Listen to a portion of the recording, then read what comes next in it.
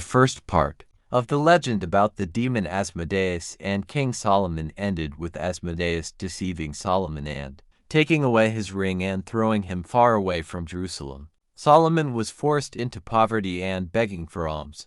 Let's continue further. One day a merciful woman called Solomon to her house, sat him down at the table, and gave him a full plate of wheat porridge. "Tell me," she asked when her guest was full, "why do you have to beg for alms? How did you come to this life?" "I am Solomon. I was king in Jerusalem, and the demon Asmodeus outwitted me," Solomon answered as usual. Hearing this, the woman became so indignant that she grabbed a stick and began to beat Solomon, saying, "Get out of here, you filthy fool.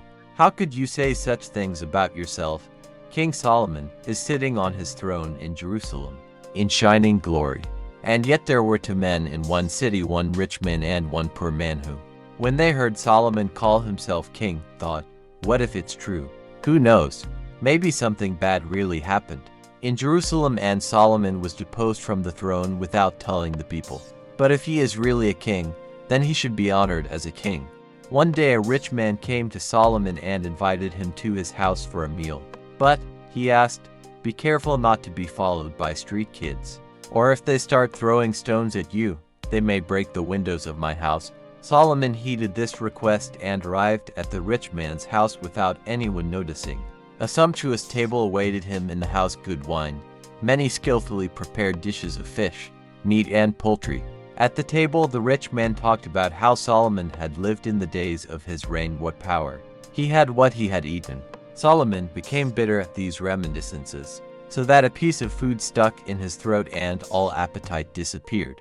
But the rich man went on and on asking about the king's life and expressing sympathy for Solomon, until the king burst into tears and left the house in haste. A few days passed. A poor man approached Solomon in the street and respectfully asked to be his guest. "Why do you invite me? To remind me of my past and humiliate me like the rich man who invited me the other day?" Solomon asked. "I am not a rich man," replied the poor man. "I have nothing in my house but bread and herbs, but what we eat we will serve you. And no one thinks of humiliating you." When Solomon came to visit the man, he washed his hands and feet and seated him at the table. During the meal, the host expressed his confidence that even if Solomon had lost his power, it would not last long, for the time would come when he would sit on the throne again. Solomon's heart was gladdened by these words. A friendly conversation flowed around the table.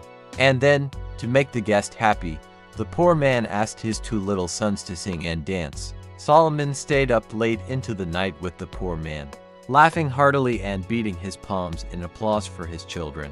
When it was time to go to bed, the poor man and his wife gave Solomon their bed and lay down on the floor.